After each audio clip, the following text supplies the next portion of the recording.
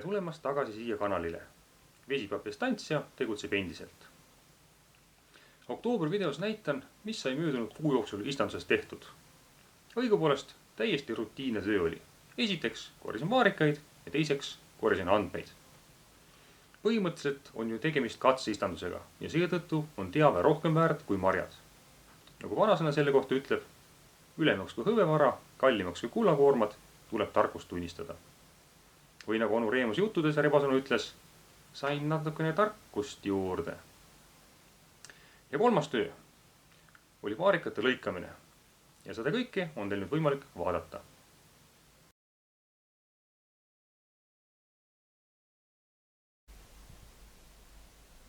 On 2. oktoober aasta 2022.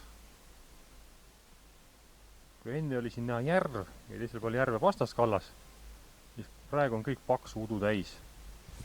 Ja see ei ole mitte ainult täna nii, vaid terve sügis on selline udune ja sompus. Aga sellest kõigest hoolimata vaarikaid tuleb. Lehed on täiesti punaseks läinud, rohi on koltunud, aga niiskust väikest paistab piisavalt olevat, et saak ikkagi saab.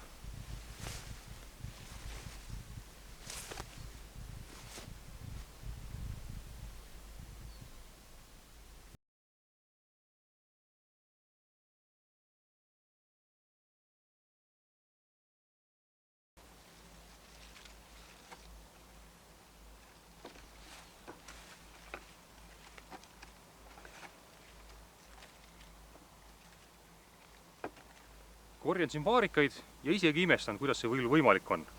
Tegelikult on ju oktoobri keskpaik, 15. oktoober. Aga sellest hoolimata vaarikad kasvavad, unetavad, on ilusad ja maitsvad. Kuidas see võimalik on, ei oska öelda. Sest vaarikatel oleks vaja sooja, valgust ja vett kasvamiseks. Aga seda kõike nagu eriti ei ole. Päike tõuseb hilja, läheb vara looja, päevad on sompus, ilmad on külmad, öösist on juba öökülmasid ja ega vett ka eriti ei ole. Vett saab suhteliselt vähe ja kui tundubki, et on niiske ja rõske, siis on see pigem mudu ja hall, aga sellist korralikku vihma ei olegi olnud tükk aega tulnud. Aga sellest hoolimata marjad küpsevad, fotosüntees järjekord toimub, et see on ikka hämmastavalt imestusväärne, kuidas 21. sajandil on suudetud aretada nii häid sorte. Aga egas midagi muud teha ei ole. Tuleb siis seda korjata, nii kaua kui marju tuleb. Jõudu tööle!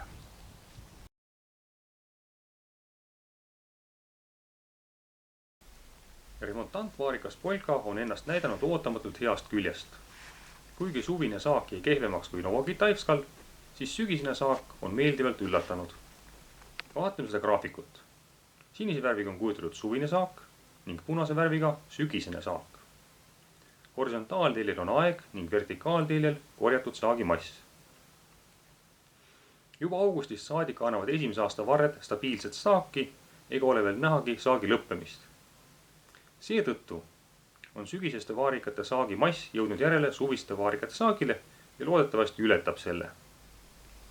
Kunagi löön ma kogu istanduse andmed kokku ja püüan teha video TTO-st. TTO, see on töö teaduslik organiseerimine ehk taylorism. Kui arvud kokku löödud, saab kindlad faktid välja tuua ja nende põhjal järeldusi teha. Esialgu ütlen aga kõhutunde järgi, et võib-olla peaks kasvatama ainult sügisesi vaarikaid. Miks?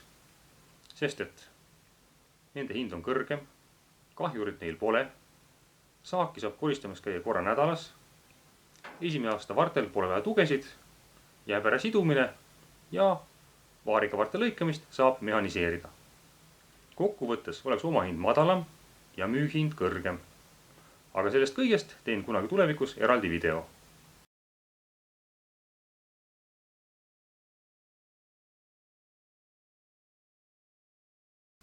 Vaarikate lõikamise kohta ma olen juba ühe video teinud. Link on video kirjelduses, kui huvi tunnete, siis vaadake. Samuti olen näidanud, mismoodi käib kevadine vaarikate lõikamine, aga praegu on sügis, vaarikad võid ka sügisel lõigata.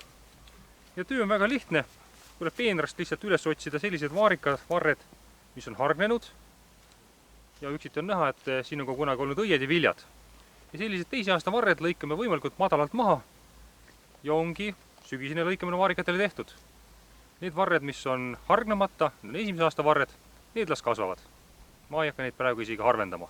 Eks kevadel vaatab, kes on talve üle elanud, jätan ta alles, kelle külm on ära võtnud, see lõikan välja. Ja kui kohati tundub, et peenar läheb liiga tihedaks, siis ka harvendan.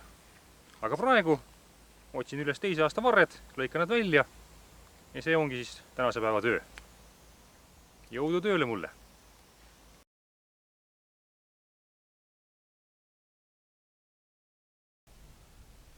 On 22. oktoober aasta 2022 ja paistab, et meie kuldne sügis hakkab läbi saama. Läbi metsa on juba järve näha, ploomipuud siin, need on kõik lehed maha kukkunud. Ja vaarikapeenar, grennampel ja siin püsivad ka lehed ainult ausõna peal küljes, natukene tuult ja kukuvad maha. Ja kui vaatame õunapuid, samamoodi, kas on päris raagus või siis ainult mingid üksikud lehekesed. Jälle üks peenarnomagi taivskat. Noh, siin veel natukene lehti on, aga neid ei ole ka enam kauaks. Ja see rida puid, siin on õunapuud, täiesti lage. Ei ole lehti, ei ole enam vilju küljes. Jah, tundub, et kuldne sügis on läbi ja vanasti suve, kas ta tuleb või ei tule.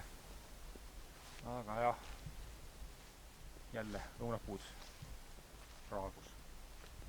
Nii et nüüd ootab meid ilmselt paar kuud sellist pimedat, lörtsist ja õudset aega. November, pool detsembrit, seni kui lumi maha tuleb. No jah, ja siin on ka siis veel kirsid, täitsa lagedad, või mõned üksikud lehed küljes.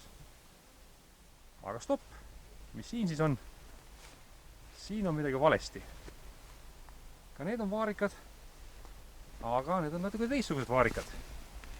Kui teised on juba raagus, viljad ära kandnud ja valmistunud talvitumiseks, siis need varred alles kannavad. Sest et siin on sort, polka, mis on remontantsort.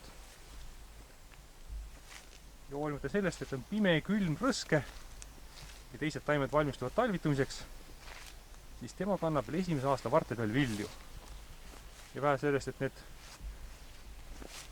mõned punased on, leidub ka sellised varsi, kus marjad on puha rohelised.